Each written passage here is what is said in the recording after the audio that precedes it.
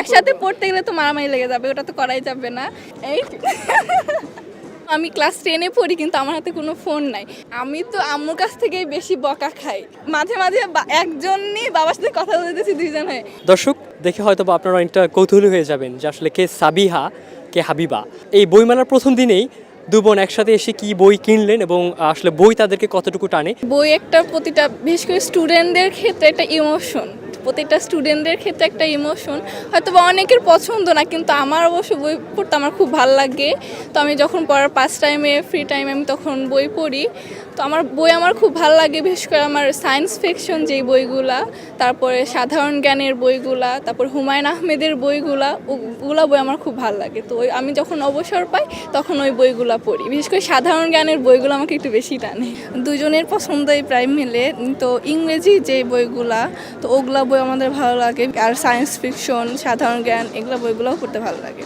চমৎকার। এবং সাবিহা এবং হাবিবা আপনাদের দুজনের সাথে আমরা একটা ফান সেগমেন্ট করব। সেটা হচ্ছে যে আমরা অনেক সময় বলি না যে এক কথায় উত্তর, এবং আমাদের বিষয়টা হচ্ছে যে যা বলবো একদম সত্য বলতে হবে অন স্ক্রিন। ওকে, আমি দুইটা বিষয় থেকে যে কোনো একটা করে বেছে নিতে বলবো এবং সেটা যেন সত্য হয়। লাইক সাবিহা যদি মিথ্যে বলে আমাকে হাবিবা ধরে দিবে, বা দুজনের ভিতরে যে মিথ্যে বলবে যেন একজন ধরিয়ে দেয়। ওকে, যাচ্ছি তাহলে। হ্যাঁ, যদি আপনাকে দুজনের মাঝখান থেকে একজনকে বেছে নিতে বলি, বাবা মা, কাকে বেছে নেবেন? বাবা মার ভিতর থেকে আসলে কাউকে বাছা যায় না। বাবা মা আমি দুজনকেই বেছে নিব, সেম। কারণ বাবা মার ভিতরে তো কাউকে আলাদা করে এরকমভাবে সিলেক্ট করা যায় না, তো দুইজনকেই একসাথে। সবচেয়ে বেশি বই কে পড়ে? বই পড়তে বলতে কি, আমি যখন একটা বই সিলেক্ট করি, দুজন মিলে একটা বই সিলেক্ট করে রাখি যে না আমি এটা শেষ করব, ও আর একটা বই সিলেক্ট করে রাখতেছে, আমার পরে এই বইটা শেষ হইলে আর একসাথে পড়তে গেলে তো মারামারি লেগে যাবে, ওটা তো করাই যাবে না। তার জন্য ও মানে সিলেক্ট একই হয় যে তুমি তাহলে এটা আগে শেষ করো আর আমি এটা আগে শেষ করি। দু বোনের মধ্যকার যে একটা খুনসুটি হয়, একটা ভালো লাগার ঝগড়া হয়, এই ঝগড়ায় সবচেয়ে বেশি ঝগড়ুটে কে? এই না মানে ও একটু মানে কম কথা বলে, তো মানে যেটা এতে কথা বললো, কিন্তু আমি আবার একটু বেশি কথা বলি। আপনাদের মধ্যে কে সবচেয়ে বেশি ঘুমায়?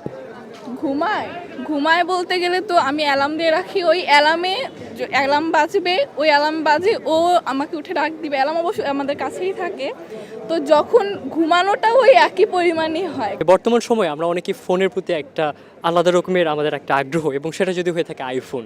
সো এই বইমেলায় এসেছেন, আপনাকে যদি অনেকগুলো বই দেওয়া হয় পাশে একটা আইফোন, কোনটা বেছে নেবেন? একদম সত্যটা বলতে হবে। আমি বিশেষ করে আমার ফোনের প্রতি আমার এখনও, আমি ক্লাস 10-এ পড়ি কিন্তু আমার হাতে কোনো ফোন নাই। আম্মু বলে যে ইন্টার যখন উঠবে, আমি ক্লাসে ইন্টারে উঠলে তখন ফোন কিনবো। আমি বলছি কি যে না আমার ফোন লাগবে না, তার থেকে আমার একটা ল্যাপটপ কিনে দাও, ওটা আমার যদি কাজে লাগে পড়াশোনার ক্ষেত্রে ওটা আমার বেশি বেটার হবে, বিশেষ করে ক্লাস করার ক্ষেত্রে অনলাইনে। তো আইফোন দরকার নাই, পরে আগে বড় হয়ে আমি যখন কিনতে পারবো প্রয়োজনে তখন কিনবো, আমার এখন দরকার না, আমি বইটাই নিব। সেম বই। কার কাছে সবচেয়ে সেফজন কে, বাবা নাকি মা? আমি তো আম্মুর কাছ থেকেই বেশি বকা খাই, তো বাবার কাছ থেকে শেষজন মানে আম্মুর কাছ থেকেই বকা খাই, কিন্তু কিছু কিছু ব্যাপারে আবার আম্মু সাপোর্ট করে। বাবা ঢাকায় থাকে, আমি সিরাজগঞ্জ থাকি, তো আম্মুর কাছে থাকি। তো মনে কর কোনো কিছু হইলে আম্মু বকা দিল, বাবাকে বললাম, ওই ক্ষেত্রে বাবা আম্মুকে বললো যে এখানে হয়েছে, তখন ওইটা সেফজন বাবা। আবার বাবার কাছ থেকে যখন বকা খাই তখন সেফজন আম্মু, তো মানে দুই দিক থেকে দুইটাই সেফজন। এই সময় এসেও আপনাদের হাতে ডিভাইস নেই, আপনারা ফোন ইউজ করেন না, আমি একটু আপনার থেকে জানতে চাই এর কারণটা কি? কারণটা কি, পড়াশোনা যেহেতু করতেছি, তো পড়াশোনা এখন করতেছি, ফোনের তো এরকম দরকার হয় না আমাদের। আপনারা যেহেতু টুইন্স, আপনাদের শনাক্ত করার ক্ষেত্রে অর্থাৎ নাম ধরে ডাকার ক্ষেত্রে অনেক সময় হয়তো বা ফ্রেন্ড সার্কেল অনেক কৌতূহল হয়ে যায়, কে সাবিহা বা কে হাবিবা, লাইক এই টাইপের। সো এর বাহিরেও কি কোনো রকম বলার গল্প আছে যে আপনারা এই জিনিসটা সবচেয়ে বেশি ফেস করেন টুইন্স হওয়ার কারণে? হ্যাঁ মানে আমার ফ্রেন্ড সার্কেলের বলতে কি, আমার ফ্রেন্ড সার্কেলের ভিতর আমাকে সবাই চেনে কম বেশি। আমার না, আমার ফ্রেন্ড সার্কেলের ভিতর সবাইকে, আমার একদম ক্লোজ ফ্রেন্ড তারা সবাই চেনে। আর আমার মা বাবার ক্ষেত্রেও আম্মু হয়তো বা বাবা আম্মু পিছন থেকে চিনতে পারে না কেউ, মাঝে মাঝে গোলায় যায়। আম্মুর ক্ষেত্রে এই জিনিসটা হয়, বাবাও তো হয়, বাবাকে যখন ফোন দিই বলি কি যে বলো তো কে, মানে দুজনের ক্ষেত্রে বলি যে কে। বাবা মাঝে মাঝে একজনই বাবার সাথে কথা বলতেছি দুইজন হয়ে, বাবা তাও মাঝে মাঝে ধরতে পারে না, কিন্তু আমার ফ্রেন্ড সার্কেলের ভিতর হয়। ওরা সবাই চিনতে পারে।